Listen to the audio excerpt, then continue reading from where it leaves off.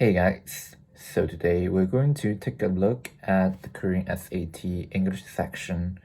I heard that it's notoriously difficult, and let's see. I consider myself a really advanced English learner, especially at reading and writing. Speaking not so good, as you can hear. Let's go!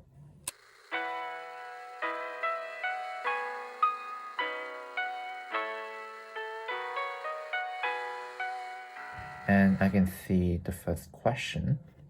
The one is English, read as refining ignorance.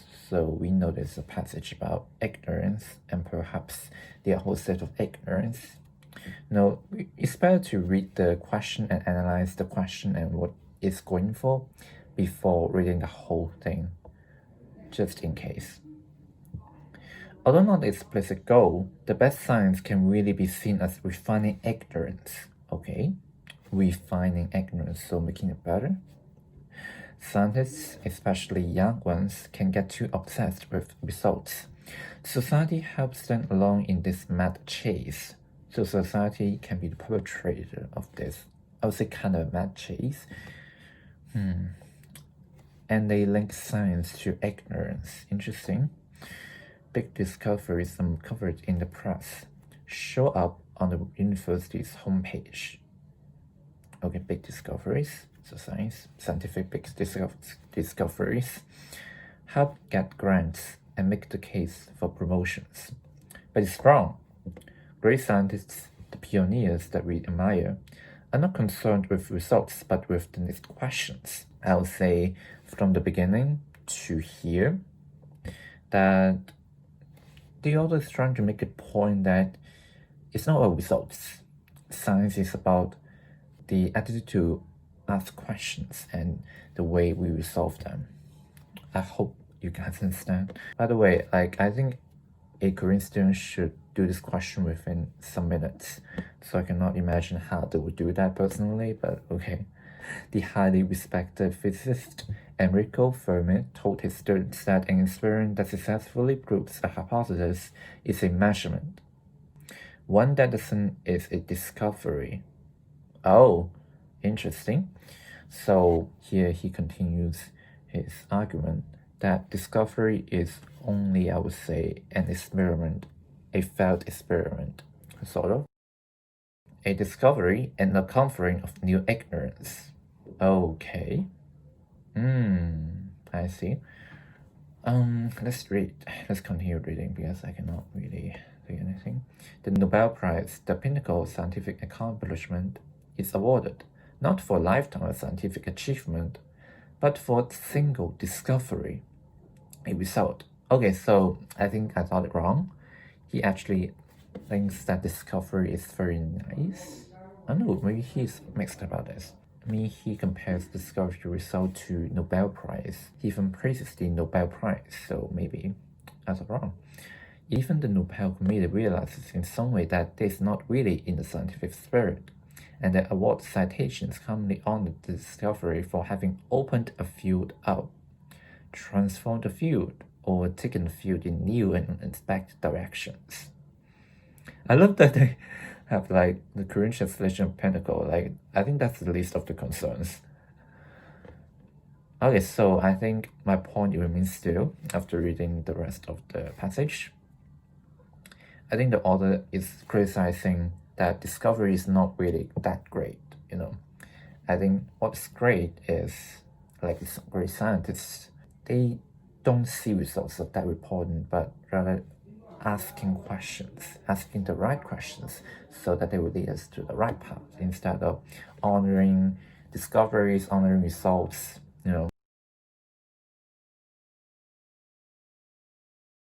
So the question is, what does refining ignorance mean? So refining ignorance is looking beyond what is known towards what is left unknown. I don't think that's the basic meaning of refining ignorance, but that's not really refining ignorance. So let's look at the start of passage again. Although not explicit goal, the best science can be really refined ignorance, so it's a good thing. So we have to remember that it's a good thing first and then continue about analysis. So here is what I find interesting. So I think the author is not really fond of discovery. he as a badges the Nobel Prize for awarding only for discoveries, only for results. And the author said it's not really in the scientific spirit, you know, having accomplishment should be the goal here, but instead we only praise those with big discoveries, but not those with great attitudes and such. The it that the Nobel Prize was referring to is actually a lifetime of scientific achievement, not for a single discovery. The author actually praises the single discovery as opposed to the lifetime of scientific achievement. So the Nobel Committee realizes in some way that the lifetime of scientific achievement is not really in the scientific spirit, and a single discovery is indeed in the scientific spirit. Now you know. I think the author sees discoveries as finding ignorance, but it's not refining ignorance necessarily. So it's not the first option. Offering an ultimate account of what has been discovered. This can be it because of scientific accomplishment.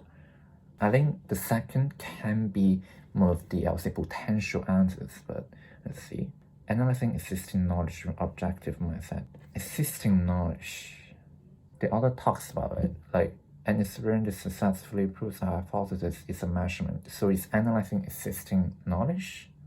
Perhaps? I don't know. I think it's false. I think it's completely out of the question that it's wrong, but okay. And the first, informing students of a new field science. No, not really. It's not really refining ignorance as I discussed before. It's just really discovering new ignorance. So I think it's option 2. Oh, guys, I got it wrong. Question 21 got it wrong. Oh no, it's number 1. Looking beyond what's known towards what's left unknown. Oh wait, yeah, I think I see. When we have questions, that means we're ignorant to like the facts, right? The facts out there that we don't know. That's why we have questions. That's why we're confused. So that's ignorance. Oh my god. The stabilizing of brain functionality part of option 3, I would say, is really comes down to the next part of the explanation after the blank. Pray for me, guys. Oh no!